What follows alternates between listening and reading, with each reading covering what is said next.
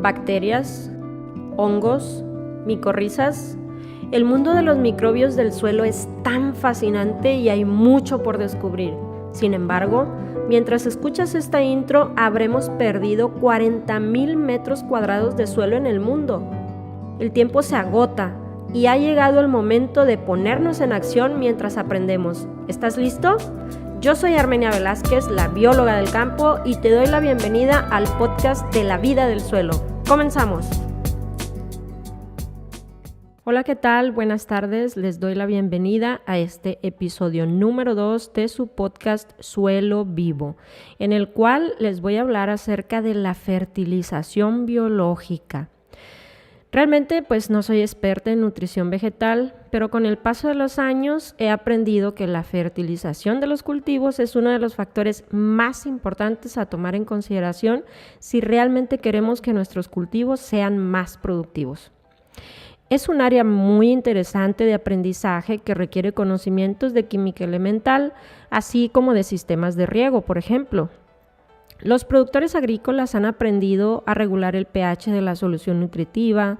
También muchos de ellos saben qué mezclas químicas son las más convenientes y cuáles fertilizantes no deben nunca mezclarse para evitar taponamientos en sus sistemas de riego.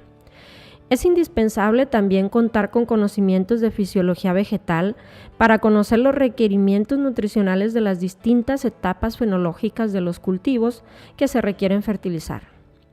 Por ejemplo, cuando se inicia la siembra directa o el trasplante de un determinado cultivo, generalmente se lleva a cabo la preparación del terreno y una fertilización de fondo. Posteriormente, cuando el cultivo ya se encuentra en una etapa de floración o llenado de fruto, se requerirá un ajuste y un balanceo quizá en los nutrientes incorporados para así potenciar el máximo vigor y productividad. Además, para determinar los requerimientos del cultivo es indispensable realizar análisis de suelo, más bien es muy recomendable. También, si ya se tiene el cultivo establecido, se pueden realizar análisis físico-químicos de manera periódica, ya sea del tejido vegetal, como por ejemplo el peciolo. De esta manera, con los resultados, se pueden prevenir deficiencias nutricionales y se pueden corregir oportunamente. Sin embargo, ¿cuántas veces no te has topado con que mandas a hacer un análisis de suelo que te dice que tienes reservas de fósforo o de potasio en el suelo suficientes para que tu cultivo sea productivo, pero cuando volteas a ver la planta, esta te manifiesta deficiencias en nutrientes que el análisis dice que tienes en el suelo? Entonces, ¿cuál es el eslabón que falta? Porque esos nutrientes no están disponibles. Es decir, están presentes en el suelo, pero no están disponibles o la planta no los está asimilando. Esa situación se repite cada vez con más frecuencia y se debe a diversos factores que se van presentando cuando el suelo empieza a manifestar agotamiento. Entonces es momento de tomar en consideración otros factores, otros aspectos que antes se creía que no tenían relación o una influencia muy importante en la nutrición del cultivo. Y estoy hablando en particular de la biota del suelo. Las investigaciones más recientes y las referencias bibliográficas dicen que un suelo sano tiene aproximadamente un 5% de materia orgánica, o lo debería de tener, y que el 10% de esa fracción orgánica corresponde a los microorganismos, aproximadamente, es decir, estamos hablando de un suelo sano. Sin embargo, a pesar de que el porcentaje de los microorganismos en el suelo es tan mínimo, las investigaciones y experiencias de campo han demostrado que tienen un gran impacto en la nutrición de los cultivos, en la asimilación de nutrientes. La primera vez que fui testigo de esto que te estoy comentando fue por allá en el año 2006. Llevamos a cabo un ensayo de campo en el cultivo de pepino en el Valle de Culiacán. La prueba consistió en inocular 20 litros de té de composta más 1 litro de ácidos carboxílicos al suelo en un intervalo de 15 días, más o menos cada 15 días se hacía la aplicación. En esa ocasión el productor realizó análisis de conductividad eléctrica de manera periódica. Como quizá ya debes saber, la conductividad eléctrica es un parámetro que mide los iones en solución. Y al inicio del ensayo, tanto el tratado que recibió la incorporación del té de composta como el testigo que no recibió dicho tratamiento tenían una conductividad eléctrica aproximada de 1.5 decisims por metro cuadrado, que es la unidad de medida de este parámetro. Esto se considera normal para el cultivo de pepino, para el cultivo de hortalizas cucurbitáceas. Sin embargo, pues conforme fue pasando el tiempo y el cultivo entró en floración y posteriormente en producción, la conductividad eléctrica del testigo empezó a subir por encima de 2 decisims, mientras que en el tratado, pues se redujo ligeramente y se mantuvo estable en ese nivel durante todo el periodo de 3 meses que duró este ensayo que te estoy comentando. En ese momento realmente yo desconocía el peso de estos resultados y también la importancia que se le daba a la medición de la conductividad eléctrica para la productividad del cultivo, ya que es una manera de estimar la fertilización y su relación con la turgencia del fruto. Por ejemplo, si la conductividad eléctrica es baja, puede indicar que los fertilizantes están muy diluidos o que no se está aplicando la cantidad adecuada. Aquí hay que mencionar también que los días que aplicábamos el té de composta en el tratamiento no fertilizábamos y pensamos que quizá por esa razón la conductividad eléctrica era más baja con respecto del testigo. Sin embargo, al realizar la evaluación del desarrollo y productividad del tratado, resultó que tenía mucho mejor peso la fruta, mucho mejor desarrollo la planta que el testigo, al que no se le aplicó té de composta. Entonces caímos en cuenta en que la diferencia principal entre estos dos lotes era la inoculación de microorganismos a través del té de composta y por supuesto la bioestimulación con los ácidos carboxílicos. Entonces esto probablemente impactó la conductividad eléctrica reduciéndola. ¿De qué manera? Pues recordemos que les dije que la conductividad eléctrica mide iones en solución. Los iones en todo caso son sales. En el caso del suelo tratado con microorganismo, una función de la biota del suelo es quelatar los nutrientes, es decir, estas sales aplicadas y transformarlas en formas biodisponibles para el cultivo. En este sentido, pues aunque se fertilizaron de manera similar estos lotes, los microorganismos provocaron una diferencia significativa en el cultivo tratado. Desde ese entonces a la fecha, múltiples investigaciones han dado fe de lo que en aquella ocasión me tocó presenciar en campo y pues que no me explicaba de una manera adecuada. Ahora sabemos que los microorganismos del suelo, hablando de hongos, bacterias, protozoarios, nemátodos, entre otros, tienen la capacidad a través de sus interacciones tróficas de solubilizar, liberar, fijar, oxidar y movilizar nutrientes, impactando sin lugar a dudas la nutrición del cultivo de una manera directa. Algunos de estos mecanismos que los microorganismos incluyen son, por ejemplo, la liberación de enzimas, fosfatasas para liberar fósforo, potasas para liberar potasio. También estos organismos del suelo que viven en la zona rizosférica son capaces de liberar ácidos orgánicos, modificando el pH de la rizósfera y facilitando la liberación y asimilación de nutrientes. También se sabe que pueden estimular el desarrollo de la raíz, el desarrollo radicular, brindando mayor superficie de contacto para absorber nutrientes y agua. Yo estudié biología, como ya les he comentado anteriormente, y en la escuela, durante mis años de estudio, pues me enseñaron acerca de los ciclos biogeoquímicos. Por ejemplo, estos son el ciclo del nitrógeno, del fósforo, del potasio.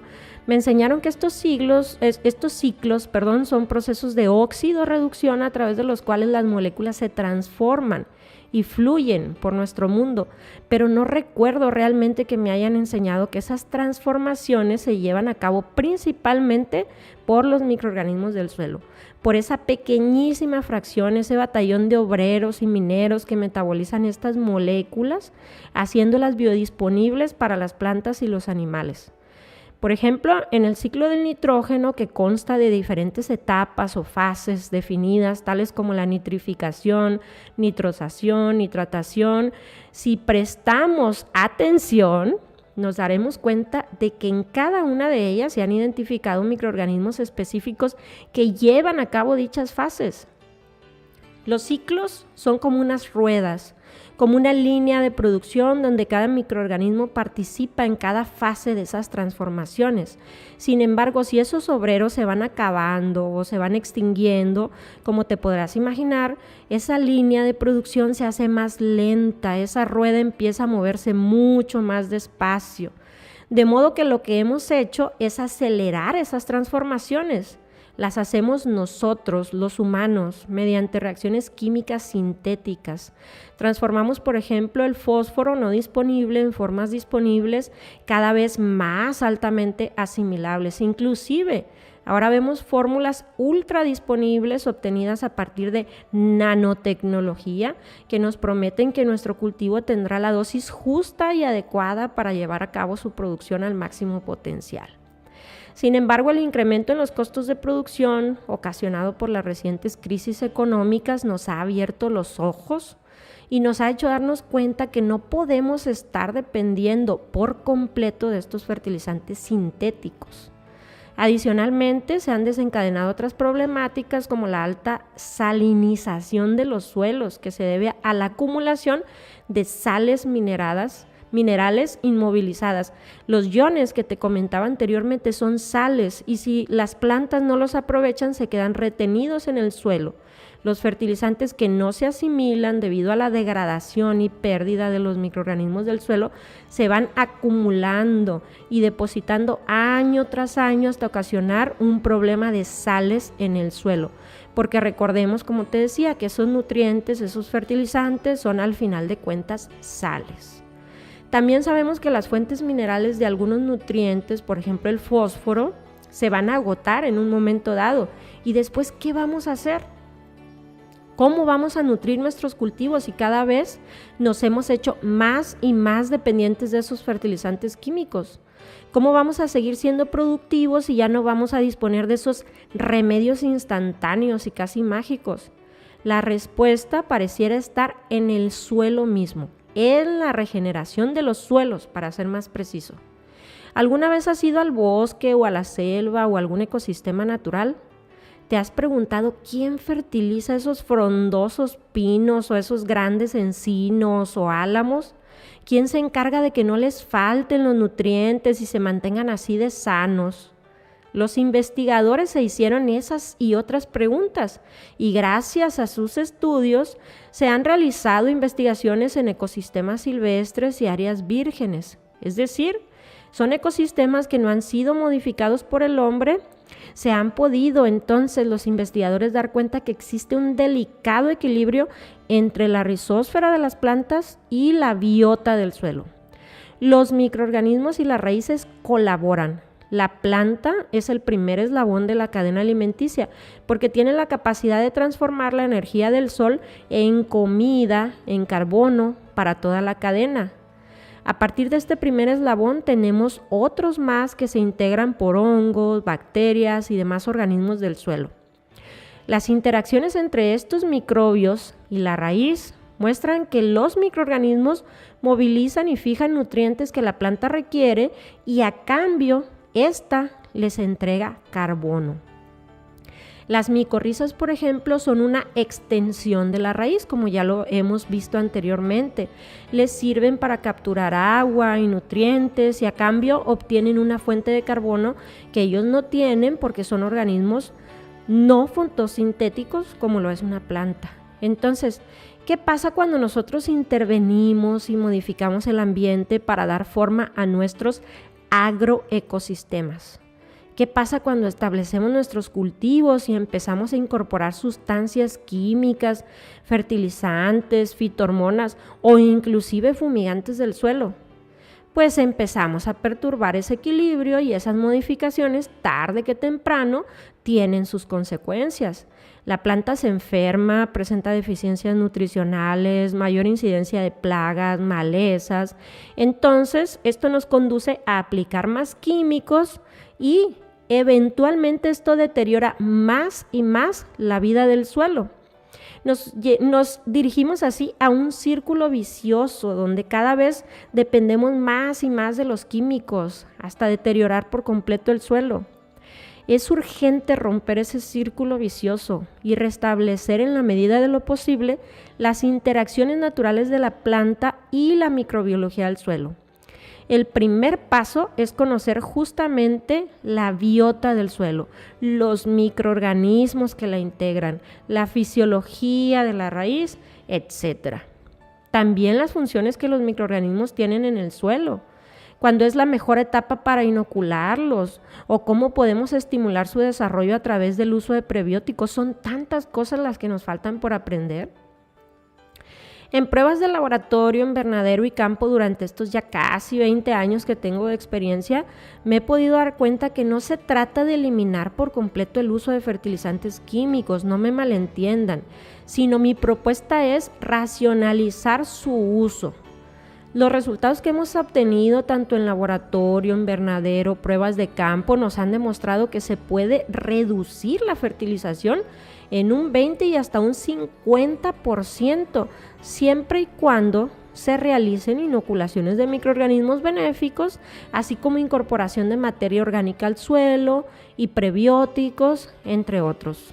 Prácticas como la labranza mínima, el uso de cultivos de cobertura, la incorporación de compostas, lombricompostas, test de compostas, biopreparados líquidos, microorganismos benéficos y todas esas prácticas que buscan incorporar materia orgánica al suelo, a final de cuentas terminan mejorando no solamente la estructura del suelo, sino que también tienen beneficios en la biota benéfica que se empiezan a sentir a largo plazo. Anímate a conocer la vida de tus suelos, complementa tus análisis físico-químicos con análisis microbiológicos, especialmente aquellos que te indiquen la densidad de las poblaciones de microorganismos solubilizadores, por ejemplo. Conoce también la diversidad de tu suelo, infórmate y aprende sobre los indicadores del suelo que puedes evaluar y cómo puedes corregir deficiencias microbiológicas que presente tu suelo. Aprende más sobre biofertilización y trata de pensar diferente. Sobre todo es mi principal propuesta. Trata de pensar diferente. Miren, en una ocasión, en una conferencia que me tocó impartir en Tecomán, Colima, ya hace como 5 años, aquí en México, les comentaba que aprender sobre biofertilización es como cuando quieres aprender inglés. ¿Alguna vez han ido a clases de inglés y el profesor te dice que uno de los primeros requisitos para que puedas aprender este nuevo idioma es que dejes de pensar en tu lengua nativa? ¿Sí o no? Yo cuando iba a clases de inglés y me pedían que dijera algo en inglés, fíjense, lo pensaba en español, luego lo traducía en mi mente en inglés y luego hablaba, y eso realmente me hacía que fuera muy lenta para aprender y hablar el idioma. No fue hasta que fui a Estados Unidos durante unas semanas a un curso de capacitación en una ciudad donde nadie, literalmente nadie hablaba español, que tuve que empezar a pensar en inglés y entonces todo cobró sentido. Ya los últimos días de mi estancia hasta soñaba en inglés. Pero bueno, ¿por qué te estoy contando esto? Porque justamente para aprender a biofertilizar debemos dejar de pensar en fertilizar. ¿Cómo es eso? Bueno, la biofertilización suena súper similar a la fertilización, pero son cosas muy diferentes. En el próximo episodio te seguiré contando por qué.